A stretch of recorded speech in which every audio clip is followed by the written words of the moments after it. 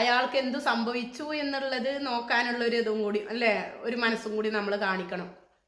ഇപ്പൊ നമ്മളിപ്പോ ഇവിടെ നാട്ടിൽ തന്നെ ആദ്യം ഒരു ഹിന്ദു മതസ്ഥന് ചെറിയ മോനാ, ഒരു 10-30 വയസ്സായിട്ടുള്ളൂ. പക്ഷെ ആദ്യമല്ലോ ഞാനെല്ലാം ഇവിടെ വരുന്ന സമയത്ത് നല്ല മോനായിരുന്നു. പക്ഷേ പിന്നീട് അവന് ലഹരിക്കടിമപ്പെട്ടു. നല്ല വിദ്യാഭ്യാസമുള്ള മോനായിരുന്നു, ലഹരിക്കടിമപ്പെട്ടു. പിന്നെ അവിടുന്ന് അങ്ങോട്ട് അതിൻ്റെ ജീവിതം എല്ലാ തരത്തിലും അതിൻ്റെ വീട്ടില് ഫുൾ കച്ചറയാണ്. അച്ഛനെയും അച്ഛൻ്റെ അമ്മനെ വരെ അടിക്കും. അങ്ങനത്തെ ഒരു ഘട്ടം എത്തിയിട്ടുണ്ട്. കാരണം മറ്റേ ഇത് കിട്ടിയിട്ടില്ലെങ്കിൽ അങ്ങനെയൊക്കെ വരുന്നൊരു കാഴ്ച നമ്മൾ കണ്ടിട്ടുണ്ട്. അപ്പൊ ഇതിന്റെ അടിസ്ഥാനം എന്താണെന്ന് വെച്ചാൽ ഈ കുട്ടിയുടെ അച്ഛൻ തന്നെയാണ് ഇതിനെ കുടിപ്പിക്കാൻ പ്രേരിപ്പിച്ചത് എന്നുള്ളതാണ് കേട്ടോ.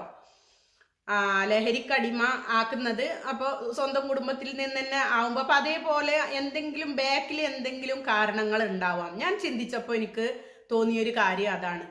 എന്തായാലും നല്ലത് വരട്ടെ. നല്ലതിൽ ഒരുപാട് പേര് റിയാക്ട് ചെയ്യുന്നുണ്ട്. നിങ്ങൾ ഇപ്പോൾ ചെയ്യുന്നത് എന്ന് വെച്ചാൽ ഒരാളും ഇഷ്ടപ്പെടൂല,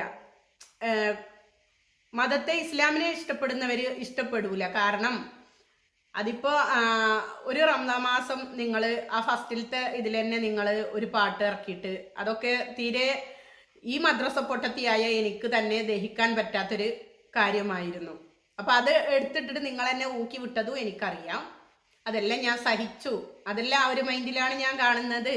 പിന്നെ നിങ്ങൾ എന്ന വ്യക്തി എപ്പോഴും ജീവിച്ചിരിക്കണം, എപ്പോഴും നല്ല ഹാപ്പി ആയിട്ടിരിക്കണം, എപ്പോഴും നല്ല എനർജറ്റിക് ആയിരിക്കണം, എപ്പോഴും നല്ല വീഡിയോസ് ഇട്ടിരിക്കണം. കാരണം ഞങ്ങളെ പോലെയുള്ളവർക്ക് നിങ്ങളാണ് ഒരു പ്രചോദനം. നിങ്ങളെ കൊണ്ടാണ് നിങ്ങളെ ഫാൻസ് സംഘികൾ വന്ന് പറയുന്നത് നിങ്ങളെ കൊണ്ടാണ് ഞങ്ങൾ കഞ്ഞി കുടിച്ചു പോകുന്നത് എന്നുള്ളതാണ്. ആയിക്കോട്ടെ, ഇതുവരെ നമ്മൾ കഞ്ഞിയും ചോറൊന്നും തിന്നിക്കില്ല, ഇപ്പൊ നിങ്ങളെ കൊണ്ടാണ് കുടിക്കുന്നത്. അപ്പൊ അതുകൊണ്ട് നിങ്ങളെന്ന വ്യക്തി നല്ല നിലയിൽ ജീവിക്കണം, നല്ല വീഡിയോസ് ഇട്ടിട്ട് വരണം എന്ന് ഞാൻ ആത്മാർത്ഥമായിട്ട് പ്രാർത്ഥിക്കുകയാണ്. ഇനിയെങ്കിലും നിങ്ങളെ ഒരാളും ഇട്ടിട്ട് അലക്കാണ്ടിരിക്കട്ടെ, അങ്ങനത്തെ കാഴ്ച ഞാൻ കാണാണ്ടിരിക്കട്ടെ. അതാണ് ഞാൻ പറയുന്നത്. ആരിഫ് കാക്ക, ഇങ്ങനെ ഈ ഉസ്താവുമാരെ അലക്കലിനൊന്നും നിന്ന് കൊടുക്കരുത് കേട്ടോ. ഇപ്പൊ നിങ്ങൾ കണ്ടില്ലേ, നിങ്ങളെല്ലാം പറഞ്ഞത് എവിടെയായിപ്പോയി?